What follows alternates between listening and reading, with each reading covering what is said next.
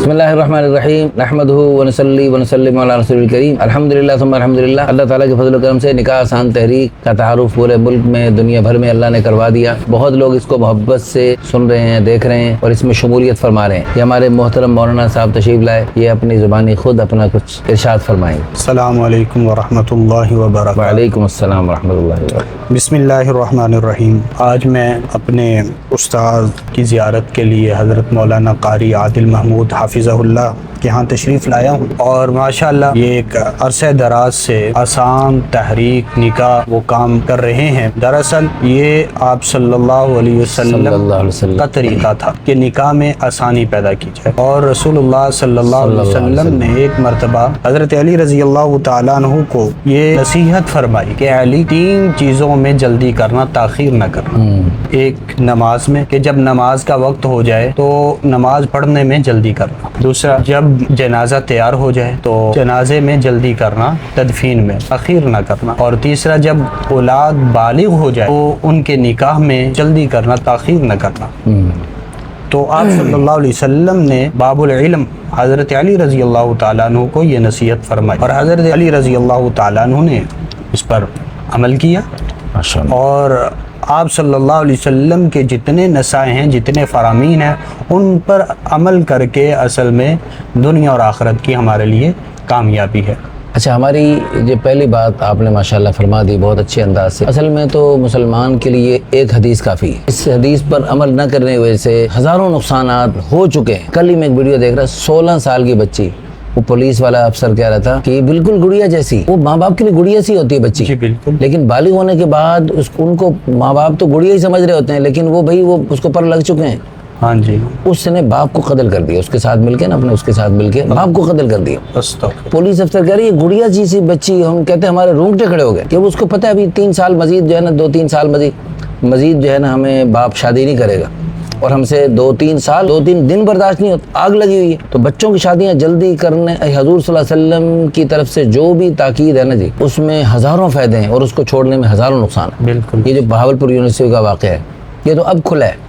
इस जैसे हज़ारों वाक़यात हर यूनिवर्सिटी के सामने आ रहे हैं, रोज़ाना हो रहे हैं। तो ये सिर्फ और सिर्फ उस एक हदीस पर अमल न करने की वजह से। बिल्कुल है। उस हदीस पे अमल करें सारे वालिदैन, और हुकूमत भी इस अपने 18 साल के कानून को थोड़ा तब्दील करें। हमारे हाथ जोड़ के दरख्वास्त है अरबाब इख्तिदार से, और कुरान और हदीस की रोशनी में अल्लाह रसूल की चाहत के मुताबिक फैसले करने वाले बन जाएं तो इंशाल्लाह ये सारी परेशानियाँ ख़त्म हो जाएंगी, सारी परेशानियाँ ख़त्म हो जाएंगी। असल में आज़ादी ही ये है कि कुरान और सुन्नत पर अमल किया जाए। बिल्कुल, ये आज़ादी, कुरान और सुन्नत से हट के ज़िंदगी गुजारेंगे वो गुलामी है। सही बात, बिल्कुल। अल्लाह हम सबको हकीकी आज़ादी नसीब फरमाए। और दूसरी बात हमारी है रस्म व रिवाज से शादियों को पाक किया जाए। इस पर आप कुछ इरशाद फरमाएं। ये रस्म व रिवाज, ये जहेज़ और ये बारात और ये पता नहीं क्या क्या खराफात। दरअसल ये जो रस्म व रिवाज है ना, ये हमने खुद अपने से ये इफ्तरा किए हुए हैं, घरे हुए हैं। शरीयत में इसका कोई तसव्वुर नहीं है। शरीयत में तो आसानी पैदा की गई। बिल्कुल बिल्कुल।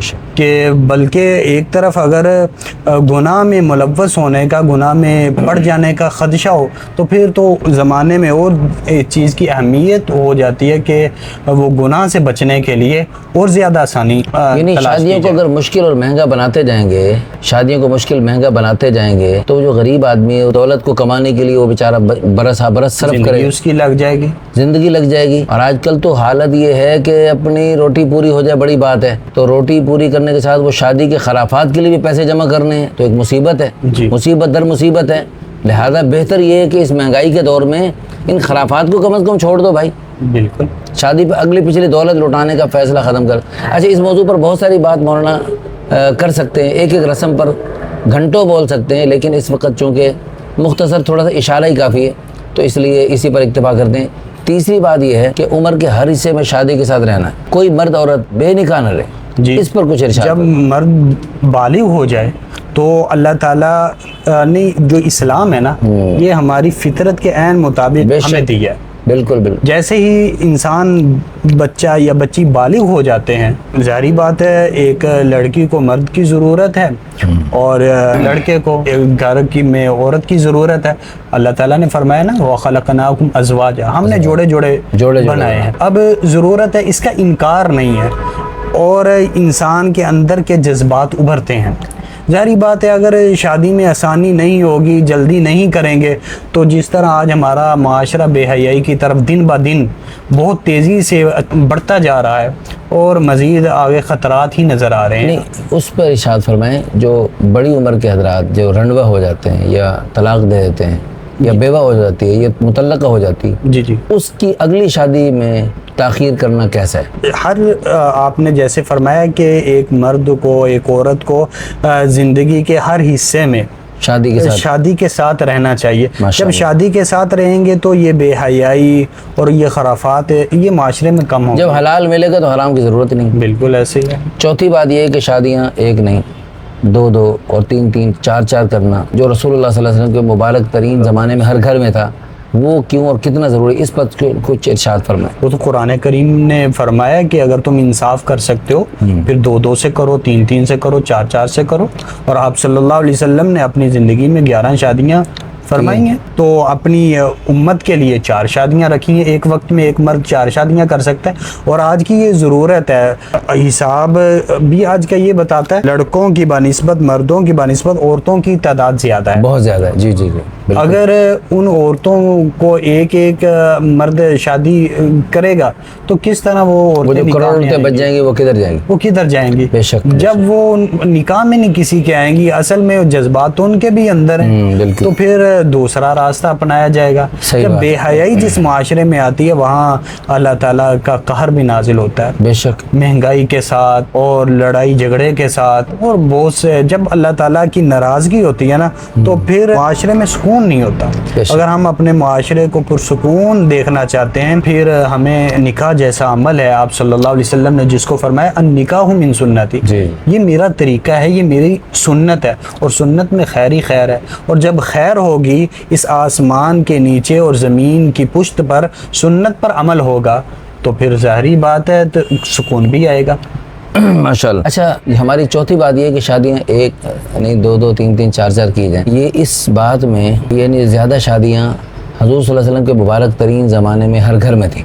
خیر القرون قرنی، حضور کا دعویٰ ہے کہ میرا زمانہ بہترین زمانہ، جی بالکل، اور اللہ کی قسم رسول اللہ صلی اللہ علیہ وسلم کا دعویٰ حق اور سچ ہے۔ بالکل حضور کے زمانے جیسا نہ پہلے کوئی زمانہ تھا نہ آئندہ کبھی قیامت تک آئے گا۔ پوری تاریخ انسانیت کا سب سے بہترین زمانہ، اعلیٰ ترین زمانہ، خوبصورت ترین زمانہ وہ رسول اللہ صلی اللہ علیہ وسلم کا مبارک زمانہ ہے۔ بالکل بے شک۔ اور آپ صلی اللہ علیہ وسلم کے مبارک ترین زمانے میں ہر گھر میں 3-4۔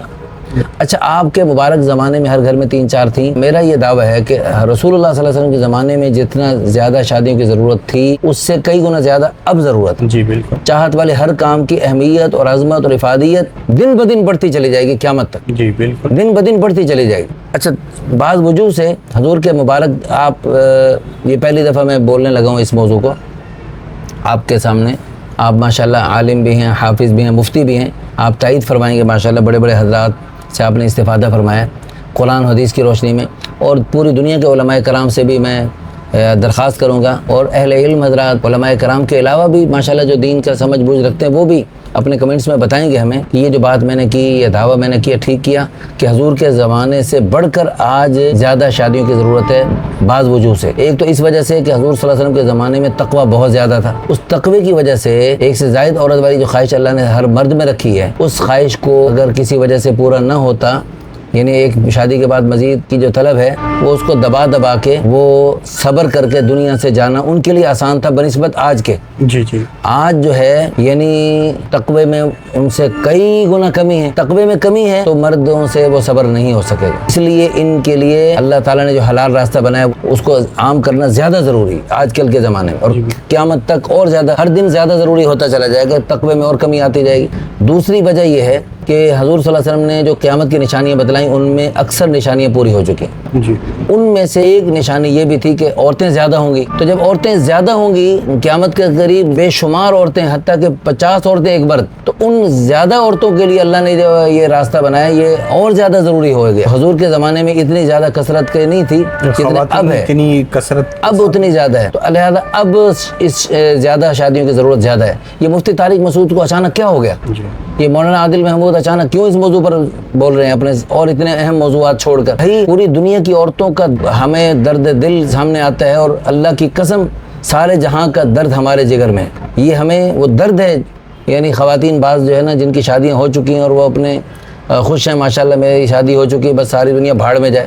او بھائی تو تیری شادی ہو گئی اور تیرے پاس کتنی گارنٹی ہے کہ تو تیرا شوہر جو ہے نا کب تک رہے گا؟ اللہ کرے تیرے شوہر ہمیشہ زندہ رہے تا حیات تیرے ساتھ رہے, لیکن آخر موت فوت ہر انسان کے ساتھ لگی ہے. تو خدا نہ خواستہ تیرا شوہر فوت ہوتا ہے تو بیوہ ہونے کے بعد تجھے پھر اس اللہ کے حکم کی اہمیت کا پھر تجھے صحیح پتہ لگے گا. ابھی تجھے پتہ نہیں لگ رہا کہ باقی اللہ کے ہر حکم میں ہزاروں حکمتیں ہیں, ہزاروں خیریں ہیں. تو اس لیے تیسری وجہ یہ ہے کہ حضور صلی اللہ علیہ وسلم کے مبارک ترین زمانے سے اس زمانے میں زیادہ شادیاں کرنا کیوں زیادہ ضروری ہے, اس سے زیادہ ضروری ہے. وہ اس لیے کہ حضور کے مبارک ترین زمانے میں شادیوں کے علاوہ باندیوں کا بھی راستہ تھا. یعنی بیوی کی طرح باندی کے ساتھ معاملات کیے جا سکتے تھے. جب یعنی ایک شادی کر کے مزید ایک سے زائد عورت والی خواہش کو باندیوں سے پورا ہو سکتا تھا.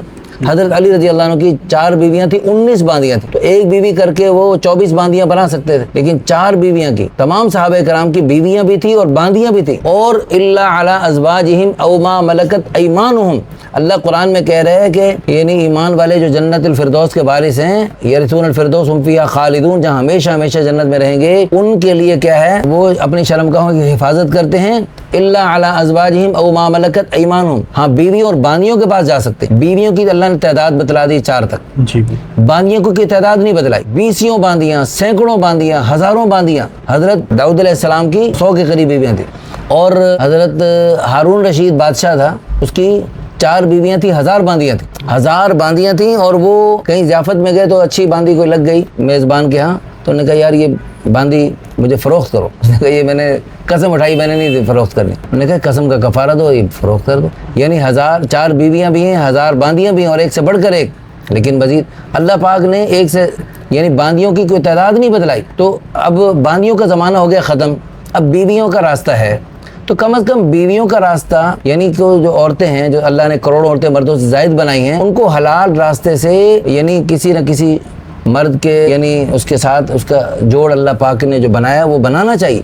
میرے پاس تقریباً روزانہ 30 سال 35 سال 40 سال 45 سالہ کماری بچیوں کے رشتے آتے ہیں, 45-50 سالہ کماری بچیوں کے رشتے آتے ہیں. اور میں ان کے لواحقین اور ان کے سرپرستوں سے کہتا ہوں کاش کہ اس 45 اور 50 سالہ آپ کی بچی کے نا شادی آج سے 35 سال پہلے جب 15-16 سال کی تھی, چلو 18 سال کی تھی, اس وقت اس کی تیسری نہیں 4تھی جگہ شادی ہو جاتی. 4تھی جگہ شادی ہو جانا یوں اپنی جوانی تباہ کرنے سے کروڑ گنا بہتر. بالکل. تو اللہ پاک ہم سب کو دین کی سمجھ نصیب فرمائے.